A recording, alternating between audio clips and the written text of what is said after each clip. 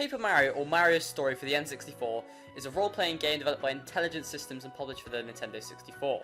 It was published on the 11th of August 2000, and is clear today from the online reception that it is a true classic in the Mario series. Since then, there's been many sequels such as The Thousand Year Door for the Nintendo Lunchbox, Super Paper Mario for the Nintendo Wii, Sticker Star for the 3DS, and Color Splash for the Wii U. And more recently this year we have seen the release of Paper Mario The Oragami King. The Paper Mario series is one that has caused a lot of debate in the fan base for it, mainly because it seems Nintendo has stopped listening to fans quite a long time ago, probably since The Thousand Year Door, which is unfortunate that people think that way, and it kind of is sort of true. But more recently they've changed it up from being mainly a more RPG kind of style game, which I'm sure you know, and it is now more of an adventure game and kind of loses its kind of RPG elements that used to be known for, such as the turn-based combat and all that jazz. This more so applies to Super Paper Mario, Sticker Star, and Color Splash. So this more recent formula that have been going on for the Paper Mario series is not one that's widely praised by fans, as much in the same way as Thousand Year Door and Paper Mario from the original Nintendo 64. And it's kind of looked down upon, which is unfortunate, because it does have some good elements in my opinion. Super Paper Mario was a very different game to Sticker Star and Color Splash in its own right, but still it does drift away from those two, and I believe them all to be fairly decent games. I think Sticker Star is, of course, as everyone already knows and says a lot, is the worst of the bunch, with Color Splash having some improvements to Sticker Star, but still being branded as a kind of Sticker Star 2, which is not what anybody at all wanted. So this year, Nintendo decided to just surprise us with a random Twitter announcement or YouTube video posted of a new Paper Mario game, Paper Mario The Oragami King. So when this was first revealed, people were cautious and very afraid to kind of like the look of the game or anything like that, because there was this ongoing fear, what if it is just Sticker Star 3? I mean, it did look and seem like it was the same engine as Color Splash, which we now know it was, which is kind of troubling to some fans. But now that I've sat down and played through the game, I can say that oh god, it is an amazing game, honestly, and I can see why people are cautious of it. I can understand why everyone is kind of on the edge of the fence. So I've nearly finished the game now. I haven't fully completed it because I'm taking my time with it. I'm enjoying it. It's great. I think I've beaten the pink streamer now. I know that may not be as far through as people's 50 playthroughs of the game already, but I'm enjoying it, and I think that is what matters, and it is got some great story. I mean, it really brings you into it, and there is one moment that did make me really sad, which I don't want to talk about, because spoilers and all that jazz, although the game has been out for about, I don't know, 2 weeks now, I don't know, but still, I don't want to spoil anything, so we're going to move away from any kind of big story elements. So, the gameplay is great, and while it can throw people off again that the combat isn't turn-based, well, properly turn-based like it was in the original and Thousand Year Door, it goes for this new kind of ring system, which again people are cautious about and very kind of why, and it's certainly fun. That's certainly fun. There isn't a time where I've kind of gone, oh god, another battle. I mean, there is some very slight moments of just kind of, why, just leave me alone. But most of the time I found that I've actually been really enjoying the battles, and I try and do them as much as possible to get me some more coins to do more battles and buy more stuff at the shop and pay for all that other jazz in the game. And of course get the confetti, which is kind of similar to the paint pot in Color Splash, but instead it's using confetti instead. But the big question everyone wants to know is it like Thousand Year Door? Is it like Paper Mario? And I'm sure you've probably seen all these other reviews saying, oh, it's still completely different. Especially, I think IGN made a big deal about it and gave it worse than Sticker Star and Color Splash, which it really does not deserve because it is a fantastic game. But it still is, I think it's kind of in the middle actually. So in between the style of Thousand Year Door and Sticker Star and the other one, Color Splash, that's it. And is this a good thing? Yes, it's a hella good thing, because I kind of enjoy this more. I didn't play Color Splash because I didn't own Disappointment, but I played a bit of Sticker Star. It was alright. I kind of enjoyed it. It was pretty fun. Although the soundtrack, you know, it wasn't that great. It kind of felt like a circus thing. I don't know, but still, the point is still valid. I've played the first two, and I played part of Sticker Star, and I enjoyed them both. I of course enjoyed the beginning once more, because Sticker Star was kind of average and not great. So yeah, but do I like Origami King? Yes. Do I prefer it to Paper Mario and Thousand Year Door? Please hold your bricks and do not throw them at my face. Yes, I do. I prefer Origami King to Paper Mario and Thousand Year Door. Probably because, I don't know, well, I do enjoy the RPG elements. I do enjoy the combat in the first one, but I'm just having so much fun with the new one. And while it doesn't have the same amount of depth of characters that we have seen with, you know, Goombario, Koopa, Bombette, Goombella, Koops, Yoshi Kid, Vivian, you know, all of these dudes who were really cool and interesting, had such cool designs that really distincted them from the main Mario games. We do have partners in a way. They don't stay with you at all times, but they do kind of have their own little segments in the story and such cool elements to them, even though they aren't really that interesting design, like Bobby. Yeah, Bob on without a fuse. Awesome, cool, thank you for this, Nintendo, great design. But he is still an amazing character, and he is great. He's got so much depth and such a cool story arc. And Professor Toad, while he does have a pretty cool design that distincts him from other Toads, you know, he's pretty cool. And then Captain Toad, I think, I can't even remember how to pronounce it now. But that dude on the boat and the Captain Toad on there, they're pretty funny, they're pretty cool. They've got some pretty funny liners, and yes, while they don't have the cool designs, there's some pretty cool characteristics and stuff.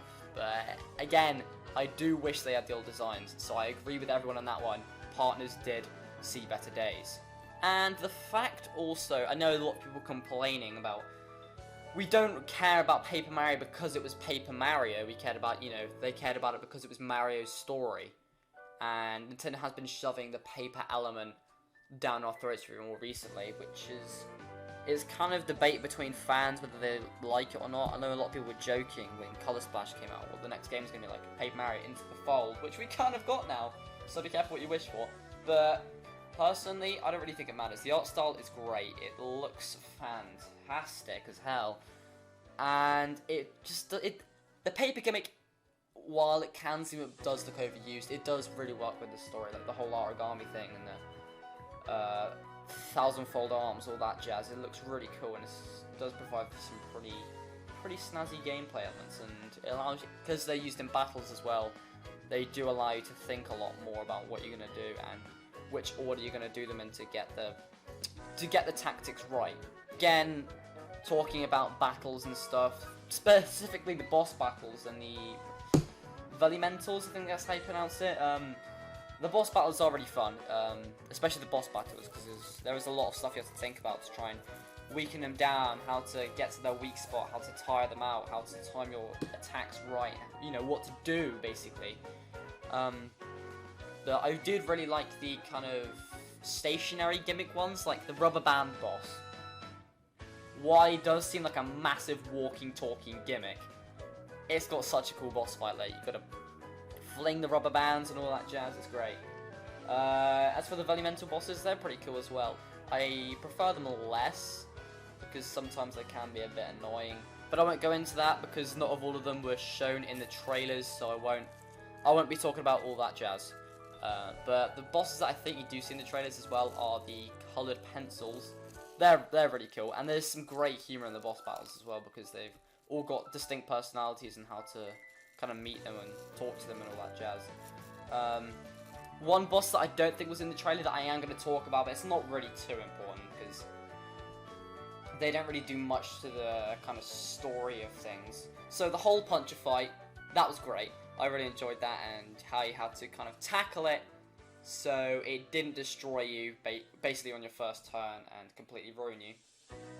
Where you had to attack to actually do damage to it as well, that was great. Because you had to kind of sneak up behind it and arrange the rings, which I'll talk about in a second, the rings, in a really fun way. It's really made me think sometimes. It really made me stop and think like, oh, I'm dumb, how do I do this? So the ring combat system, while it's very different to Thousand Year Door and Paper Mario, of course, It's also very different from the Sticker Star side of things and the Color Splash side of things. But it is very fun. As in, it is quite similar to the turn-based combat, but instead it also adds some puzzles, like I said about the boss battles. It really does make you think. Some of them are just really easy, like, oh yeah, you have to move it once. Oh no! Really hard. But other ones, they really do kind of like, how the hell do I line these dudes up? So that's fun. But I think one thing that's kind of similar to Color Splash and Stick Star, which it does annoy me sometimes, but it's not a big deal, was the items running out, such as boots and hammers and things. But they're fine. You can find them all over the map all the time, and you can buy them from traveling tradesmen as well, which is also very fun. It's kind of like Beetle in Zelda. Again, I don't know if this was similar in Color Splash too much, because I didn't really play that game. As I said earlier, I didn't own the Wii U. Okay, one of the final things I want to talk about is with the Toads, because I know a lot of people, like myself, was kind of overran with the idea of Toads in Sticker Star and Color Splash, and they were everywhere. And it does kind of take the fun out of them in this game, with them being stuff you have to hunt down and just get, and like, oh yeah, there's another Toad. They do occupy quite a few of the early stages of the game, such as Toad Town, where all the ones you find go there. They just go vibe over there. But with all the other towns, I haven't actually seen too many. I've seen a couple of like campsites and them just there, you know, having to unfold them kind of in the frying pan or something. But most of the time, it's been kind of original, well not original, other Mario enemies, such as the Shy Guys in the desert, such as Goombas and Koopas at the Picnic Road and grass area. And all of the kind of lots and lots of enemies and all that jazz at the Shogun Studios in the autumn kind of looking place. More so kind of Shy Guys, I think, over there. And yeah, there was this one group of enemies having a canned food party in the kind of autumn place, which was kind of funny. You just got to see a bunch of Mario enemies just kind of vibing together. You know, Shy Guys, Koopas, the Skeleton Goombas, and Dry Bones, and all that stuff. And also, you get to see them hang out and just chill like normal dudes as well at the coffee places. Like, oh my god, Mario, is that you? Or, oh yeah, we're supposed to hate you, oops. Which, yeah. The dialogue is very funny. As in, some of the lines, not all of them, but some of the lines did make me kind of laugh. Not all of them, because some of the times it's just like, oh god, stop, Toad, please. So the final thing I want to kind of discuss about the game is the music, because oh boy, is there some music. It's great. It's probably got my favourite rendition of the Starman theme, which I shall play righty now.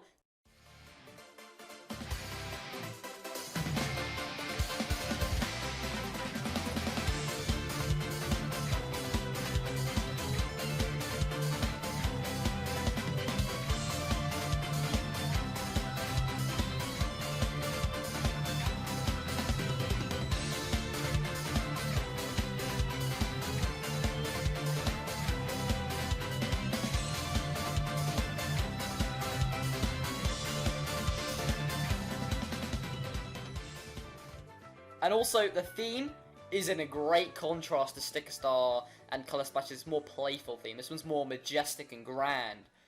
Very much akin to Paper Mario and the Thousand Year Door and the original Paper Mario and all that, all those older ones, even Super Paper Mario. But it's great, it's fantastic. And that subtle riff, I think that's what you call it, that's kind of repeated in some songs, that you can just kind of recognize it, and it all tunes it all together into one nice thing. Package all into one world. Oh, that reminds me, it's all one world. You can walk everywhere, basically. Take pipes, there's no kind of quick save, world map thing, world selection, world 1-1 type jazz that there was in Sticker Star. It's just all open. You can walk anywhere, you can vibe anywhere. You don't really have to, I don't think you can actually teleport anywhere. I think you have to walk most places. Well, you can take the warp pipes, of course, just so you can get there quicker. It kind of acts like the sewers in Thousand Year Door and all that, which is pro. I'm a big fan of that. I really enjoy the fact that it's open world. Man oh man, do I love open worlds. So final verdict.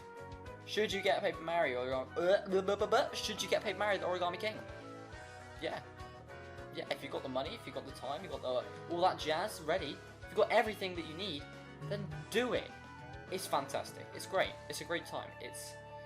It's fantastic. As I said earlier, I prefer it to 1,000 Year Door. I prefer it to Paper Mario. I don't prefer it to... Oh, wait, no. Sorry. I do prefer it to Sticker Star and Color Splash. I think it's probably my favourite one. A lot of people are going to disagree with me on that one. And because I know the fan base is very, very, very, very demanding on what they want. They want 1,000 Year Door 2 or 1,000 Year Door HD. But Paper Mario The Oragami King is a fantastic game. And we shouldn't judge it down because of what Color Splash and Sticker Star did to the series. We shouldn't judge it down because of the greatness of 1,000 Year Door and Paper Mario.